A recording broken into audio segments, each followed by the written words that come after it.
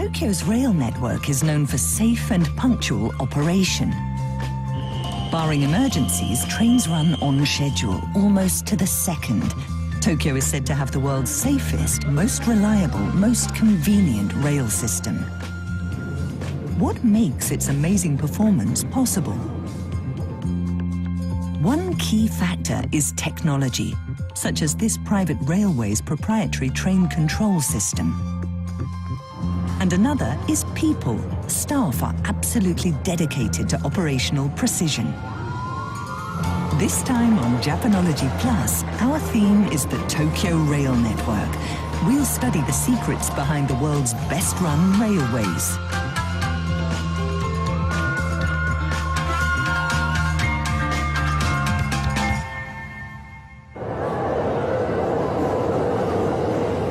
Hello and welcome to Japanology Plus. I'm Peter Barakan. Behind me here you'll see some of the many train lines that carry commuters in and out of Tokyo every day. I'm told that in central Tokyo alone there are something like 62 different train lines transporting in excess of 25 million people a day. The most remarkable thing about this whole network is that it runs like clockwork, with only minimal delays, if any, on the vast majority of journeys. In fact, if a train is more than 10 minutes late, and if it makes you late for work as a result, the railways will issue you with a little certificate of delay like this, which you can present to your boss. On today's program, we're going to take a look at how and why this Tokyo rail network runs quite so smoothly. One hallmark of Tokyo's rail network is its complexity.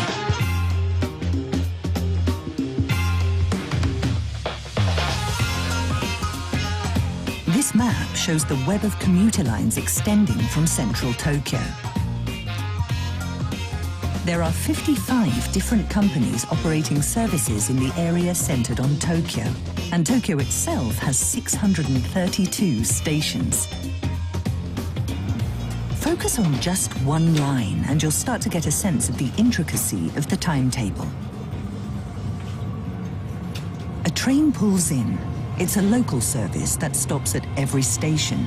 At this time of day, they run about every 5 minutes.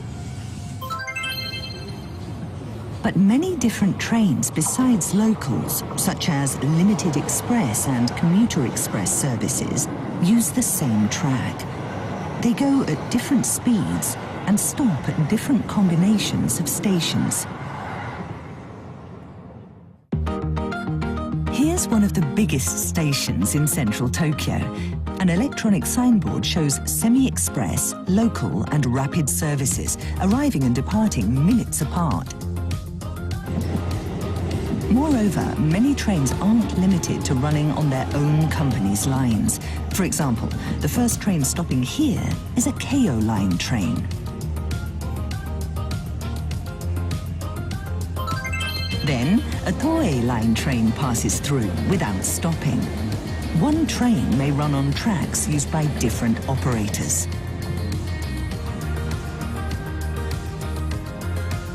For the traveller, this sophisticated interoperation means fewer transfers between different trains.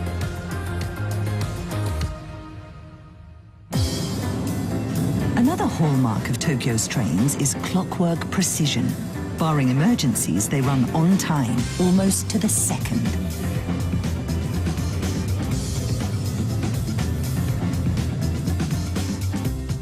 And the frequency of service is unmatched. For example, here on the Yamanote line, which circles central Tokyo, you never have long to wait. At some times of the day, trains arrive every 2 minutes. And they stop where they should. Every train will line up exactly with the platform markings that indicate where the doors will be. At this station, lanes for waiting passengers to the left and right of the doors are marked. The train will stop with its doors in the space between, so that first, passengers can easily get off. To handle 25 million passengers a day, flawless operation is a must. Every aspect of the service has to offer a high degree of accuracy. Joining us today is Nobuyuki Sato, who is a very experienced researcher and analyst of public transportation policy. As one of Japan's leading rail service experts, he advises on transit operations and projects and evaluates new systems. He joins us at this Tokyo hotel, which is popular with rail fans for its views of Tokyo's tracks. Sato-san, nice to meet you. Thank you for being with us today. Nice view. Is that elevated one in the middle of the Shinkansen? Actually, the Shinkansen is below, and the regular line is elevated. The one above carries the Tokaido line and the Keihin Tohoku line. It was built quite recently above the Shinkansen track. Tokyo is a jumble, and space is at a premium. To use land efficiently, the tracks are stacked on top of each other. I remember when I first came to Japan, being astonished at how punctually all the trains ran. And I hear the same sort of comments from visitors coming to Tokyo for the first time. In Japan, we typically consider a delay of even a minute or two to be unacceptable. In other countries, people don't mind a 1-minute delay. But to the Japanese mind, that is a failure. We think the service simply isn't good enough. Can you think of another city that has a train network that compares with Tokyo's for size and for punctuality? No, I can't. I'd say Tokyo is unique. Japan doesn't have room for much track, so commuter trains, express trains, and freight trains all have to run on the same sets of tracks. They all run at different speeds and stop at different stops. It's very complex. How can so many trains run at such short intervals on the same track? It's all based on this, a train graph. But what does it tell us? On the y-axis are the stations in sequence. On the x-axis is time. For example, at 9 a.m., train number 1 leaves station A, passes stations B and C, and at 11 a.m. arrives at station D. Meanwhile, at 10 a.m., train number 2 leaves station D, and at 12 noon arrives at station A.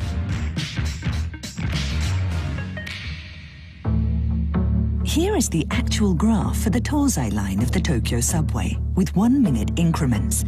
Let's follow this train. For 3 grid ticks representing 3 minutes, it stops at a station. Why so long? Because 90 seconds after it arrives, a rapid train passes it here. How can all the different trains use the Tozai line at the same time? Everything is determined when this chart is made.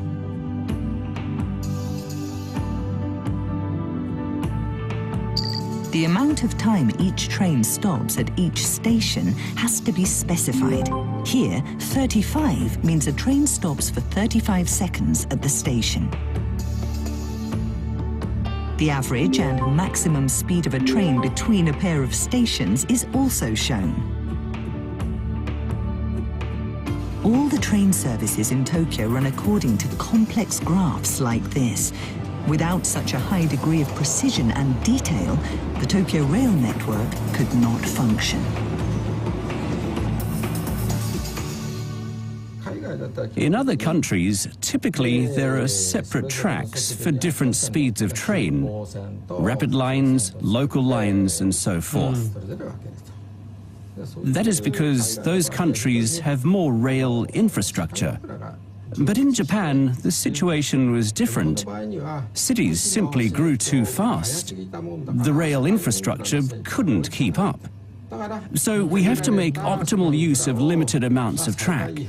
That is what lies behind Japan's complex timetables. Computers play an essential role in keeping trains running according to the timetables. One key example is the Automatic Train Control, or ATC system. ATCs were originally developed for the Shinkansen bullet train. They track and direct trains more precisely than old-fashioned signal control systems, allowing tighter spacing between trains and also higher speeds. ATC systems also contribute to safety. The latest ATCs notify the drivers every few seconds what speed they should be aiming for to make sure that trains don't go too fast. And if a driver does make a mistake, the ATC can stop the train automatically at the station. In this simulator, even though the lever is set to accelerate, the train stops where it should. Advances in technology have extended control to matters other than trains in motion. For example, the safety doors on platforms only open when a train is present. The safety doors help to preempt accidents, someone falling from a platform, for example, or getting hit by a moving train. These days, more and more stations in Tokyo feature these safety doors.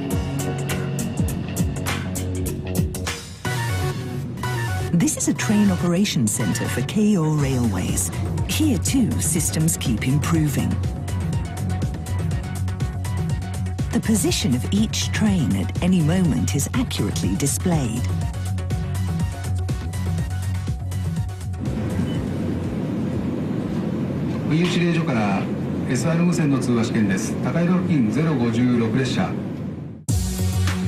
A complete timetable is entered in the system. Computers then check if trains are running in accordance with it.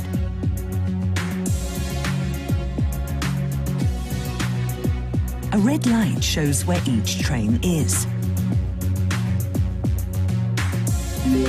For example, this shows that train number 320 is running on track 4. The number 10 displayed below means it is running with a 1-minute delay. The computer controls exactly when to switch points, when to sound a departure jingle, and so on. Unless there is an emergency, the computers here function as the brains of the railway, tracking and directing the movements of every train.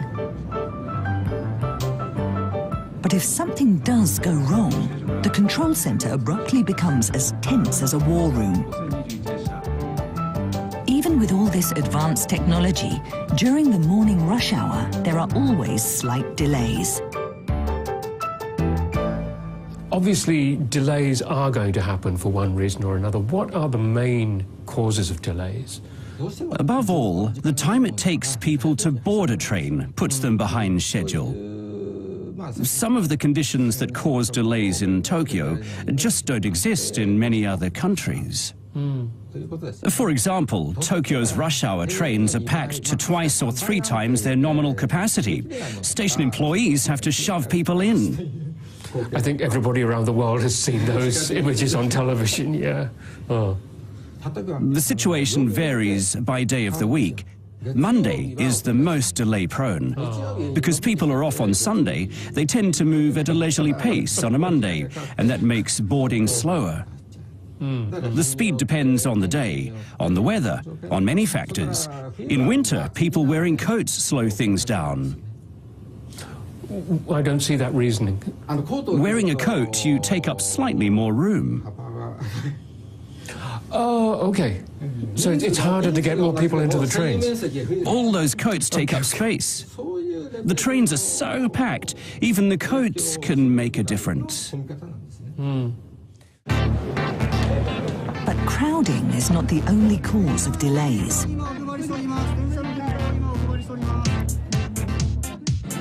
Rain or snow makes braking dangerous, so trains run more slowly.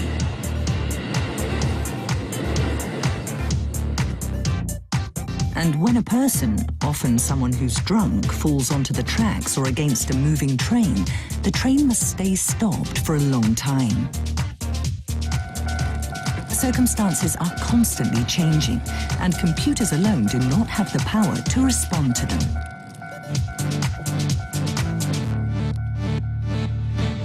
What are the most important elements in putting the whole network together?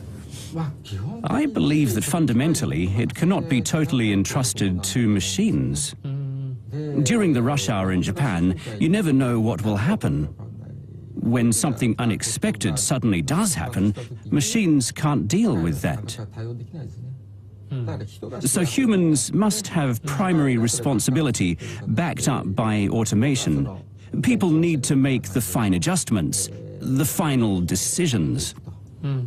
Human judgment continues to play a key role in keeping the trains running smoothly. That's the reality. The other key component of precise operations is personnel. The conductor's job is to make sure everything runs smoothly. Here, a conductor is getting ready to board a train. After a platform check, she signals for the train to start. Until she signals, it will not pull out. Let's take a closer look at her day. Good morning. では始業転校お願いします。はい、お願いします。本日は平日ダイヤです。京葉角競輪場外発売です。時計の生成を行います。10時12分まもなく45秒になります。異常ありません。心身状態、気象状態異常ありません。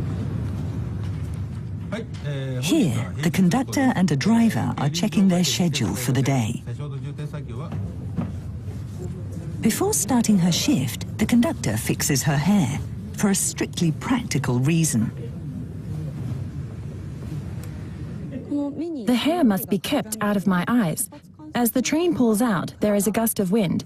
My hair must not get in my eyes when that happens. The train will depart shortly.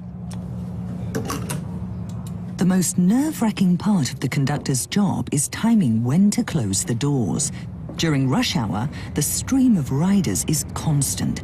The conductor must be decisive about closing the doors, or a train will soon get behind schedule. The boarding situation changes moment by moment. You have to choose just the right moment to close the doors. I don't think a computer can see what it needs to in order to be able to make those judgments. The load on Tokyo's rail network pushes it right to the limits. That's why human judgment is so important. There are other tasks that must be handled by people too. Yusuke Kamata's job is to create train graphs. Computers are not able to generate them automatically. Social trends are always shifting. For example, more companies are introducing flex time, which means that the morning commute is spread out over a longer period. And the state of the economy influences the number of passengers. My job is to make the timetable as convenient as possible for passengers in light of current trends and station usage. He has to know from experience all the parameters and factors and balance them in his head. That's why an important part of his job is visiting stations to observe train operations for himself. I'm timing whether the gap between this train and the next one conforms to my timetable. An optimal timetable takes into consideration track curves and inclines, passenger flows and crowding, and many other factors. Properly assessing these factors demands human judgment. Coming out to the platform and observing riders firsthand is very rewarding. I feel proud of the timetables I make. There is an art to making train graphs. The people responsible pride themselves on knowing every station layout, every signal and more. And they have to build that all into an optimal timetable. If you leave it to a computer, you get just a basic timetable. But to optimize it for passengers, you need to account for station layout, track alignment, and other matters. A human has to check those factors. With a system this complex, you have to have humans in the loop. It can't be left to computers. It just can't be done. Interesting. Nevertheless, some of Tokyo's trains are driverless. This is the Yuri-Kamome line. In 1988, it commenced service with fully automated operation. In 1991, the underground Oedo line also came into service with self-driving trains. A person takes charge of the train, but nearly everything about it is automatic. And yet, while self-driving trains are technically possible, so far they have not been adopted on other lines. Generally speaking, train operations are too complex to consider using machines alone. What is it like to be a Tokyo train driver? Let's find out. Hi, I'm Matt Alt, and on today's episode of Plus One, they tell me I'm going to learn how to drive a train, which makes me a little nervous because it took me about 5 times to pass my driver's license test. Do I have the right stuff? Let's find out.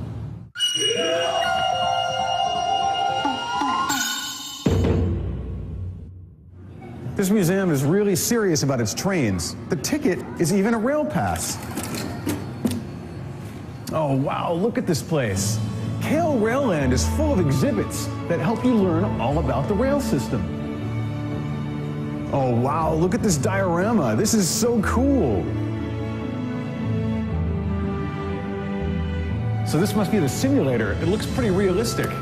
And the person who's going to be showing me the rails today is a veteran conductor. Mr. Hosoya, thank you so much for having me. Yoroshiku onegaishimasu. Yoroshiku onegaishimasu. Kazuhiko Hosoya worked as a train driver for 25 years. Today, he will be teaching Matt how to drive a train.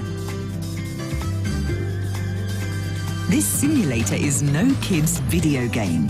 It's the same as the ones they use to train actual train drivers. Let me explain about the control lever. Unlike a car's steering wheel, you don't turn this one right and left. It's only to make the train run or stop. The most difficult part of driving a train is stopping it. You have to stop with extreme precision. Close the doors and go. Cinco! You should have checked the doors and signal before leaving. You have to make sure no one's caught in the doors. That's a good point.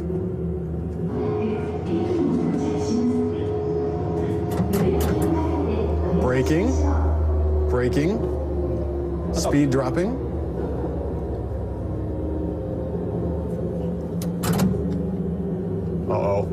Uh-oh. I think I'm gonna go over. No, stop. Yes.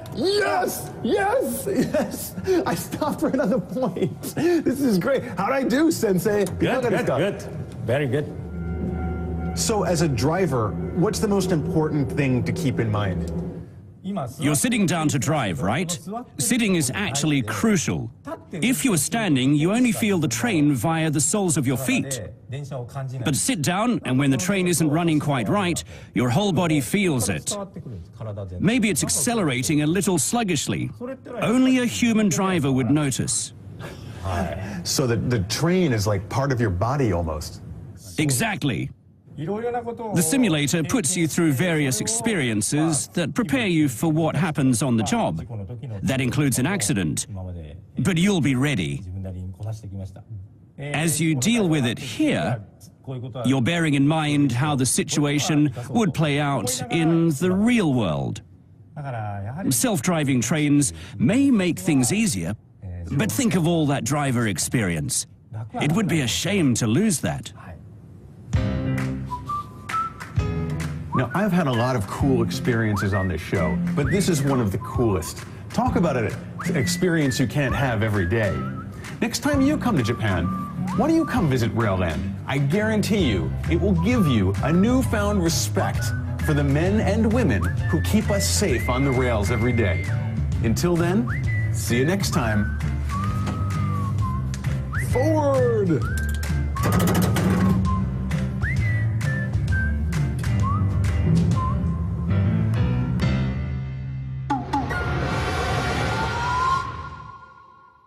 So with automation, has the role of the train driver changed a lot?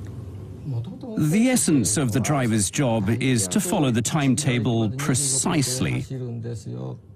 If it says 25 seconds from this station to the next one, you drive to cover the distance in exactly 25 seconds. People who work for railways take pride in their ability to do things with that degree of precision.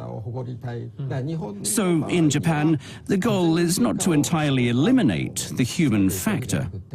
Rail services here remain human-centered, and I think this is an interesting aspect of railways in Japan. Artificial intelligence keeps progressing all the time. Can you envisage a day when Tokyo's trains will be running without people? There are a lot of factors here that would be challenging for driverless trains to cope with, even if they use AI. The number of trains, the amount of crowding, the list goes on. I think there will always have to be humans working on the front line, where they can take charge, if only because of the sheer scale of Tokyo's rail network. Okay, thank you very much. My pleasure. I myself ride the trains here in Tokyo just about every day. Sometimes when you're in the front of the train, you can actually see the driver doing what he does. And I've always felt that they're, pretty skillful guys. So to learn today that theoretically they're dispensable was a little bit of a shock, but I'm kind of glad they're there anyway, and I certainly hope they don't disappear.